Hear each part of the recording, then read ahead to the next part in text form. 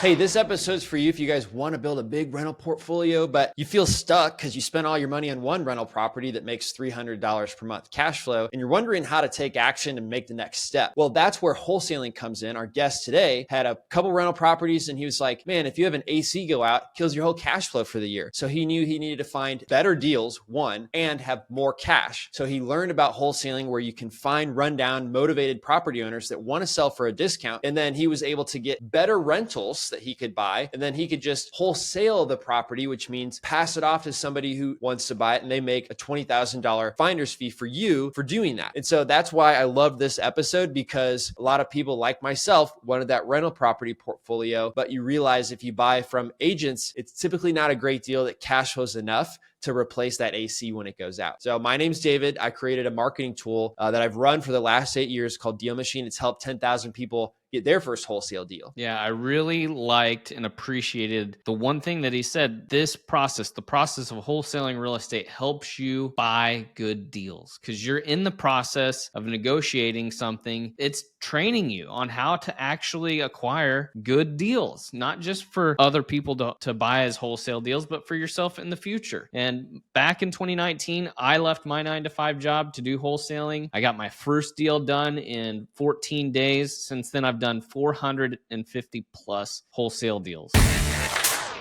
Wyatt, how much did you actually make on your first wholesale deal? Man, I only made $1,900 on my first wholesale deal. Okay. Not a lot, but how long did it take you to make that? Less than 2 weeks, 2 or 3 weeks. Oh, really? It was a super deal. Yeah. It was a hoarder house. So how did you find it within 2 weeks?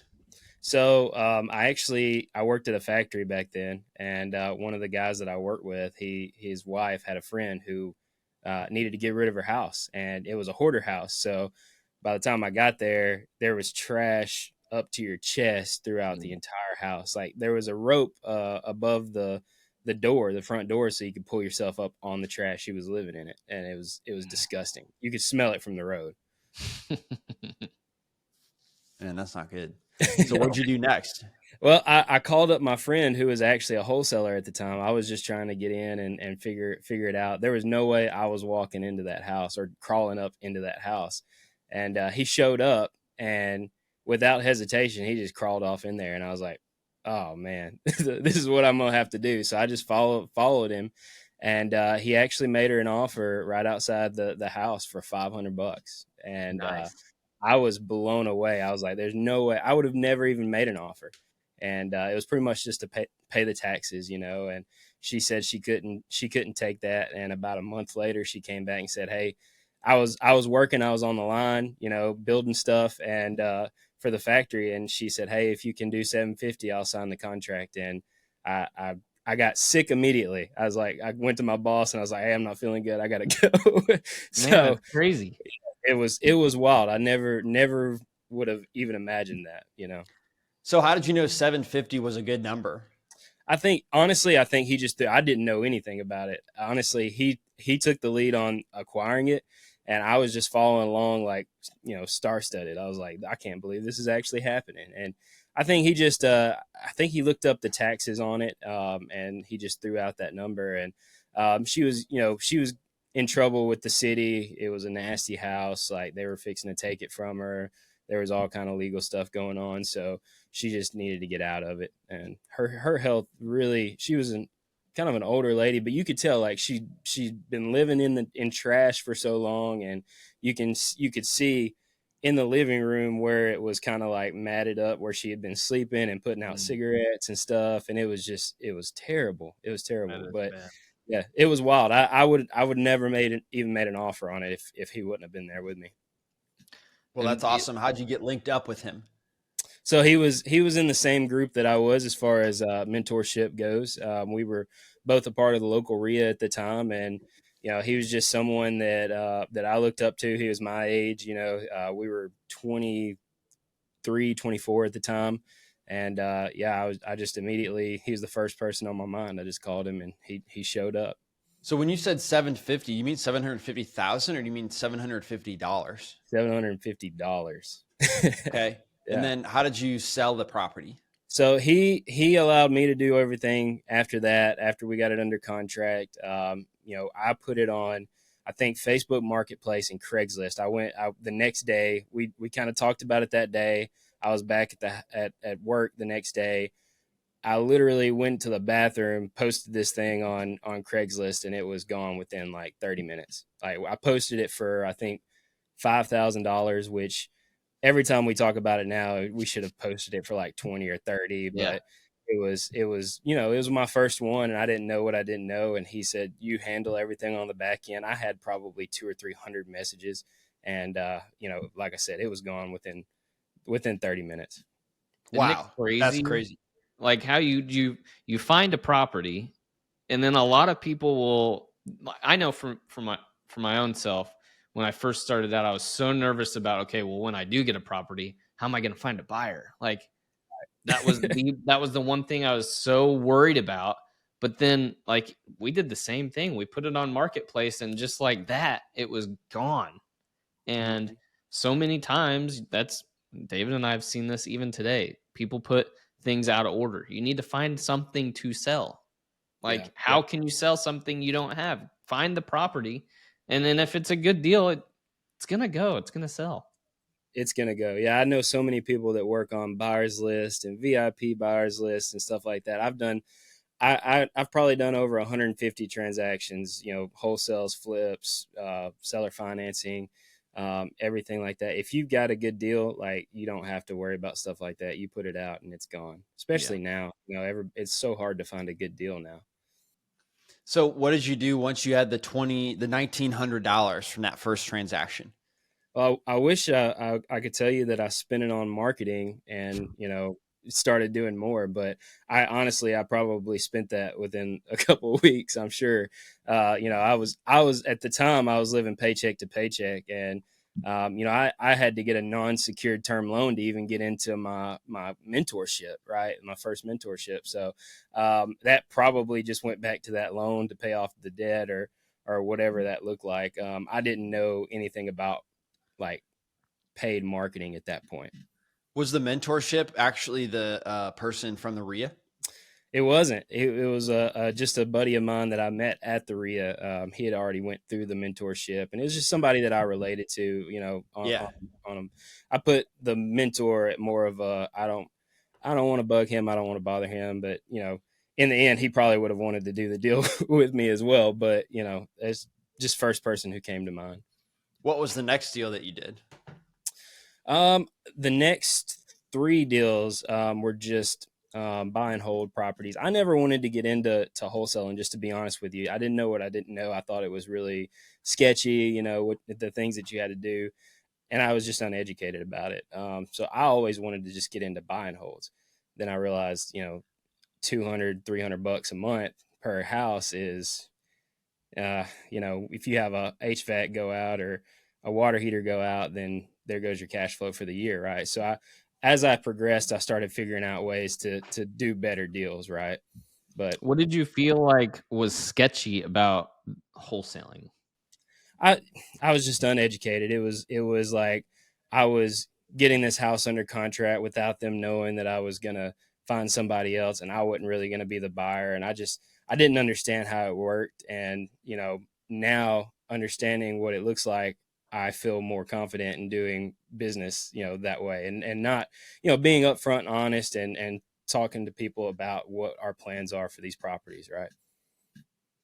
How do you communicate that now? Like when you're talking to a seller with the possibility of wholesale, how do you explain it to them to help them feel comfortable with the process? Yeah. A lot of the times what we'll do is I'm a big believer now in not giving more information than what's asked. A lot of times I'll be like, well, what is your plan for this property? And I'll just tell them, hey, look, I don't know 100% yet. I'm going to do whatever makes the most sense for me and my business. I'm in this to make money, just like you're trying to make money, right? If I don't purchase this property personally, I have other people that I know that buy properties just like this that will end up taking it down. So you may see a different, LLC on the final HUD statement, right? But I'm always very open and upfront with everybody about that.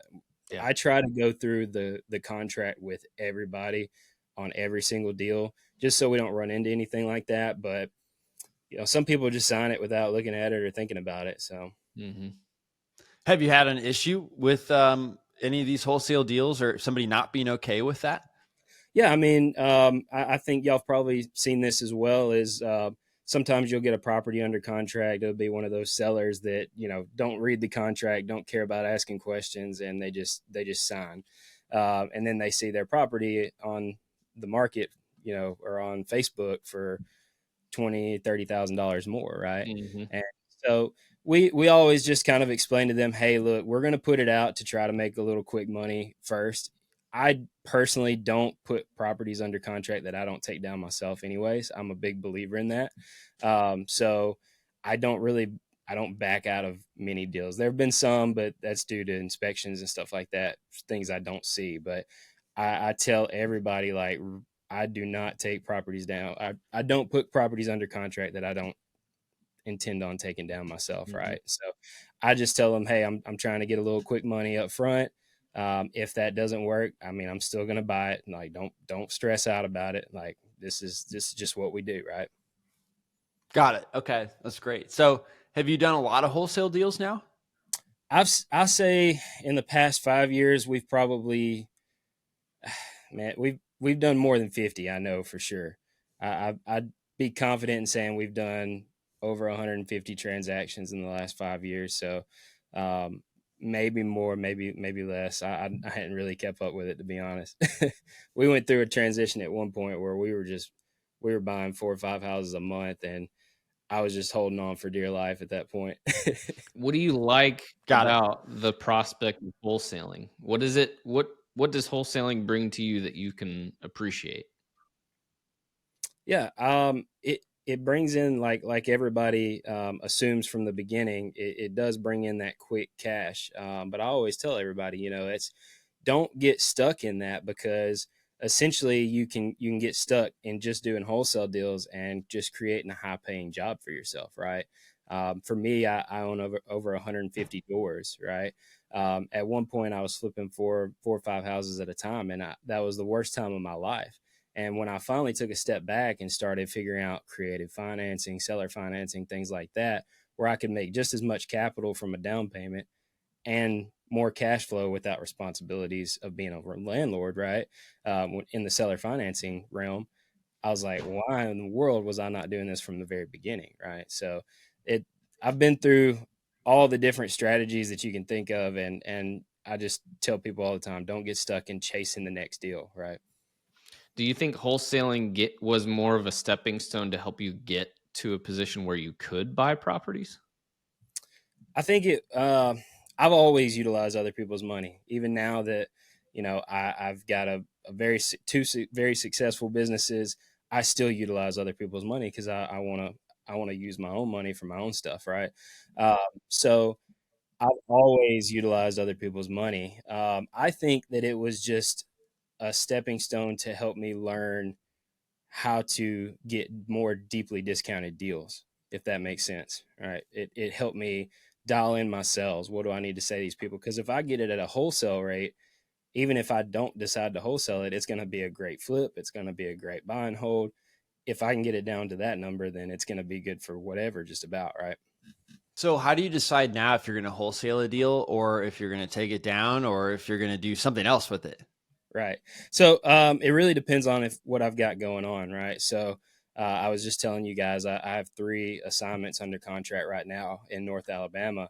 2 of those are super good deals that I could take down myself and seller finance, right? But last month I bought a portfolio of 8 doors, and I'm working on getting them transitioned from rentals to seller financing. And you get in the beginning, you get caught up and you want to do as many deals as possible, but then you realize, I can't take on more than I can handle, right? So it really depends on if I've got projects going, right? I've got 2 flips on the market right now. I'm not going to take down another flip. I've got 8 doors that I'm transitioning to seller financing. I'm not going to take down another seller finance. So right now we're just going to wholesale everything.